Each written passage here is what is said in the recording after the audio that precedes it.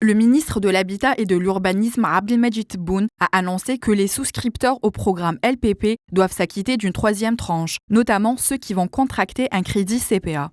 Ils doivent savoir qu'ils devront obligatoirement verser un apport personnel estimé à 20% du prix global du logement, a indiqué le ministre durant son interview pour le quotidien électronique TSA. Il ajoute que l'ENPI a reçu une lettre officielle du CPA, qui est le pourvoyeur de fonds, puisqu'il s'agit d'une opération bancaire et non d'une opération du Trésor. Dans cette lettre, la banque a conditionné le financement des logements LPP au paiement par les souscripteurs d'un apport initial estimé à 25% du prix de logement, qui sera entre 8,5 à 9,5 millions de dinars. En d'autres termes, les souscripteurs devaient payer 2,2 millions de dinars et non 1,5 million, comme c'est le cas aujourd'hui.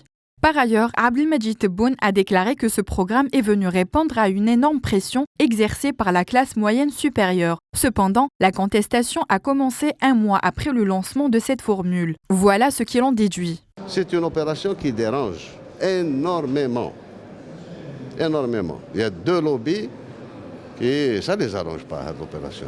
Alors que le paiement de la deuxième tranche pour les souscripteurs LPP et ADL a commencé le dimanche 25 octobre, cette annonce a fait l'effet d'une douche froide pour les futurs bénéficiaires des logements LPP.